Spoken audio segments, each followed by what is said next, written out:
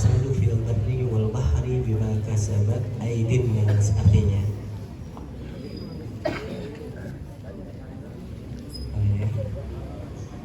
itu jelas setiap bulan Desember, hampir setiap bulan Desember itu selalu ada peristiwa yang luar biasa mengharukan dan menyedihkan.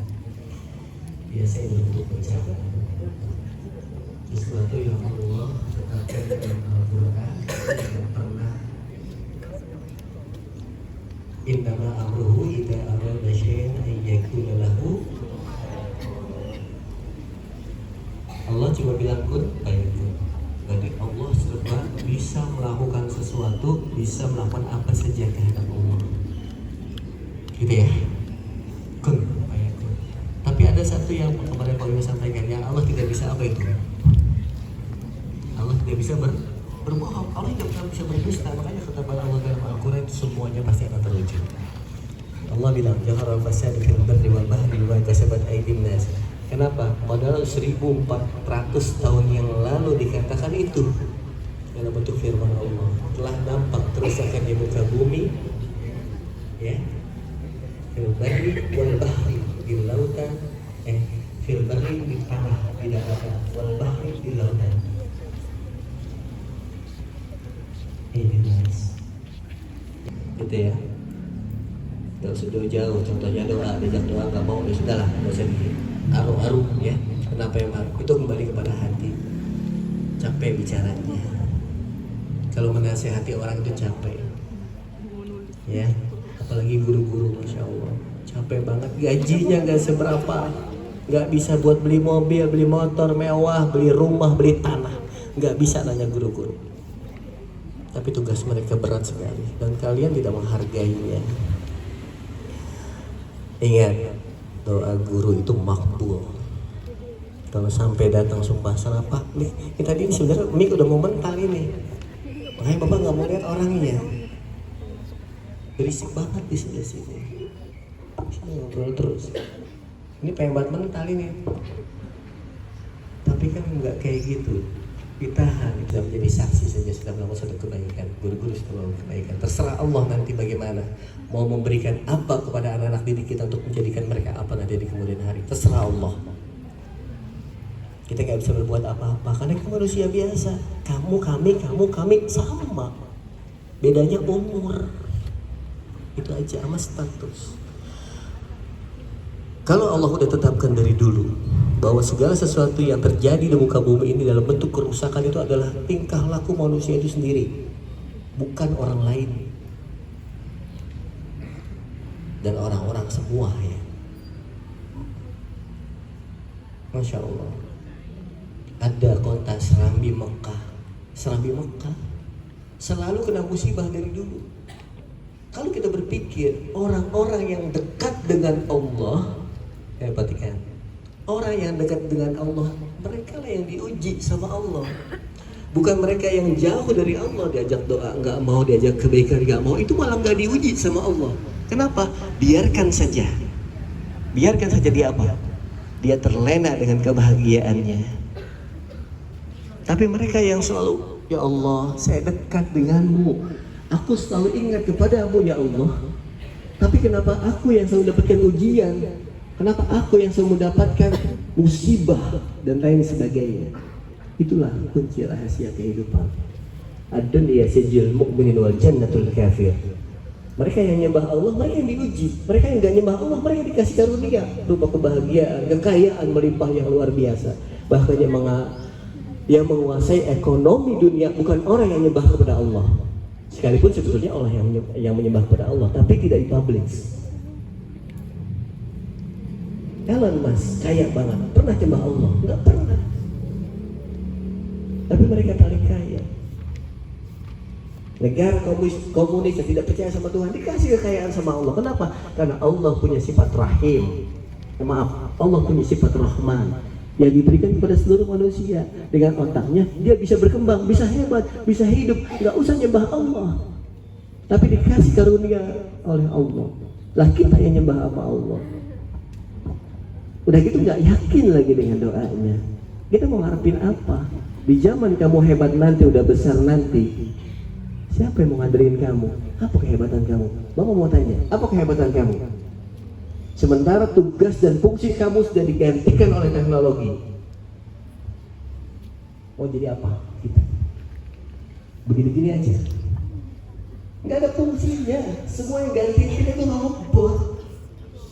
Bahkan otak kita udah dipindahin ke AI. Kita nggak punya apa-apa. Jadi apa yang harus kita banggain? Kecuali kedekatan kita kepada itu sebetulnya yang Bapak ingin sampaikan. Kalau diajak doa ikut. Sampai aja berapa selesai gak usah ngobrol. Kalau ngobrol jangan pakai kedengaran apa. Ancam saya ini namanya apa? Nantangin namanya kan. Kalau kita lagi doa busuk di depan guru-guru, murid-murid semua ada di sini. Ya kalau doa kencang, itu lagi nantangin sebetulnya. Tapi Bapak nggak mau lihat mukanya. Kenapa? Karena Bapak punya otoritas. Kalau lebih gini, kesana, selesai urusannya. Tapi Bapak nggak mau lihat, Bapaknya orang berdendam ya. Kayak kalau dia itu. Tapi kalau lagi dia kayak gitu ya. Dendam, orang tuanya disakiti, dia udah besar, dibalasnya gitu ya.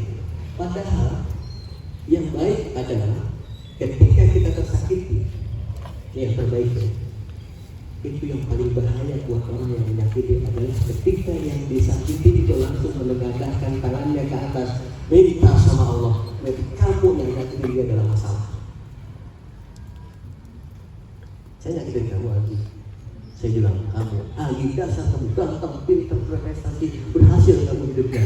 Saya sumpahin kamu kayak begitu. Kamu ambil ini tidak? Misalnya hati dia tersakiti dengan kata-kata Bapak, akhirnya dia bilang, saya mau balas dendam sama kamu. Ayo, coba. Saya bilang masalah. Kenapa? Karena dia ngadu sama Tuhannya. Ngepel saya. Makanya jangan sakiti hati orang ya. Jangan ya, walaupun kadang-kadang ya kita minta maaf aja kalau kita betul-betul menyakiti hati orang. Maafin saya Pak Imam, maafin saya Pak Riksa, maafin saya Bapak Ibu sekalian. Kalau kadang-kadang sering ngomong kepleset, ya namanya manusia, lidah tak bertulang. Kalau bertulang kita nggak bisa ngomong, kaku lidahnya. Ya, tapi kalau lidah lukai hati, kemana obat akan dicari. Fahimtum kalami? Intinya apa yang kamu bawa nanti kalau kamu nggak jadi apa-apa. Walaupun kamu hebat tapi kamu tidak berfungsi. Apalagi kamu hebat tapi kamu tidak ada di tempat yang tepat, maka kamu tidak ada gunanya. Kita tidak ada gunanya. Bapak juga sama tidak ada gunanya. Apalagi kamu, kita punya kapasitas kapabilitas yang luar biasa, tapi kita nggak ada di tempat yang tepat, maka kita nggak ada gunanya. Kita boleh hijrah untuk mencari sesuatu yang bisa menerima kita dan bisa menerima SDM yang kita punya. Nah, apalagi ancamannya teknologi. Kalau teknologi yang sudah merajai nanti, kita udah gak ada fungsinya. Kemarin Bapak sampaikan teknologi mobil Cina yang bisa menciptakan mobil dalam 1 menit. 1 menit 1 mobil yang dia ciptakan. Dan dia sudah sebarkan ke seluruh dunia. Yang tadinya disepelekan sekarang sudah menguasai pangsa pasar. Kamu belajar dari situ, dia nggak nyembah Allah, dia cuma pakai ininya, brainnya. Dan akhirnya apa? Banyak tenaga manusia yang tidak dipakai sudah. Kenapa? Semua sudah pakai komputer, teknologi dan mesin. Kalau kita nggak punya sumber daya diri kita yang kita dari sekarang sudah angkat dikit-dikit. Kamu belajar coba hari ini doang nggak nih? Nggak pernah belajar sebelum-sebelumnya. Ingat, udah belajarnya malam mati-matian nih. SKS sistem kebut semalam udah kurang tidur, pas giliran ulangan kamu ngantuk, diajak berdoa kamu minta tolong sama Allah nggak mau. Lihat aja seberapa hebat kemampuan kamu untuk bisa menghafal, sementara otak kita sudah terkontaminasi dengan teknologi, gadget dan lain sebagainya. Lemah kita. Kalau disuruh belajar 1 hari 1 jam saja minimal, lakukan itu. Kalau lagi ulangan kayak gini minimal 3 jam kamu belajar, lakukan itu. Diajak berdoa kamu aminkan, sisanya kamu main silahkan, nggak masalah. Ya. Kenapa? Karena memang hak kamu untuk mendapatkan kebahagiaan dalam bentuk hiburan. Tapi sesuatu yang memang sudah diajarkan sama guru-guru kalian itu dikerjakan, jangan sampai tidak, karena itu bisa mengkhawatirkan kami gitu loh. Kita nggak bisa berbuat apa-apa di kemudian hari karena kita nggak punya kapabilitas apa-apa. Orang kita kaya, saya anak sultan, saya nggak usah kerja, saya nggak usah belajar pak, saya bakal dapat warisan yang banyak dari orang tua saya. Bullshit. Jangan percaya dengan hal yang kayak begitu. Kenapa emang? Karena Bapak selalu bilang keberhasilan kamu ada di tangan kamu sendiri, dan kamulah yang menentukan masa depan kamu. Kami cuma sebagai perantara, ya, gitu. Ada sedikit emosi di sini, makanya Bapak bicaranya banyak seperti ini. Kenapa? Karena tidak diperhatikan, gitu. Tidak diperhatikan, sehingga harus keluar nasihat-nasihat buat anak-anakku semua, calon pengganti kami di masa yang akan datang, calon-calon orang hebat yang selalu kami doakan keberhasilan karya. Tapi kalau melihat sesuatu yang kalian lakukan yang membuat kami khawatir, kami ingatkan itu. Begitu maksudnya. Kami ingatkan itu karena kalian adalah anak-anak yang paling dekat dengan cita-cita. Kalau sekarang kalian udah teledor, udah mendekati cita-cita kalian teledor. Kami mau berharap apa dari itu? Orang tua kami, orang tua kalian semua berharap apa dari itu? Makanya riset lagi. Nanti Bapak, pokoknya besok nih kalau ya belum ada undangan surat edaran libur dari sekolah, tidak boleh tidak masuk. Nanti libur ketetapannya akan disampaikan oleh Bapak. Nanti ada surat dari Bapak, tolong surat dari Bapak jangan dibalas, nggak usah. Sampaikan ke orang tua justru harusnya. Kapan kamu akan libur? Setelah ini ikutin semua. OSIS sudah buat programnya, pembina OSIS sudah buat programnya, ada remedial dan lain sebagainya. Ikutin semua itu. Hari Senin masih sama seperti kegiatan pagi. Kegiatan pagi sholat duha harus dawam, tidak boleh tidak dilakukan. Ya, sholat duha harus dawam di sekolah. Selagi masih ada kegiatan sekolah, sholat duha wajib harus di sekolah. Jadi kalau udah libur, silahkan kalian sholat duhanya di rumah dan di tempat lain masing-masing, bebas. Ya, tuh, ini instruksi ya.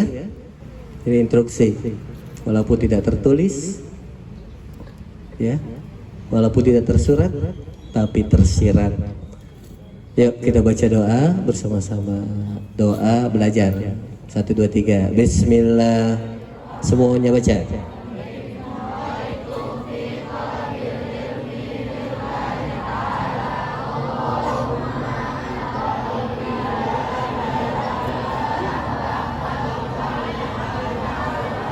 وأنا على عهدك ووعدك ما استطعت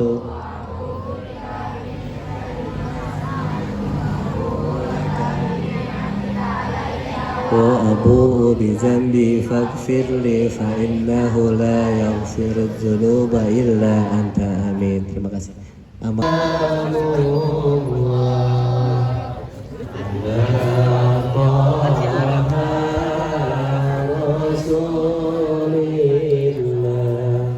Salatullah,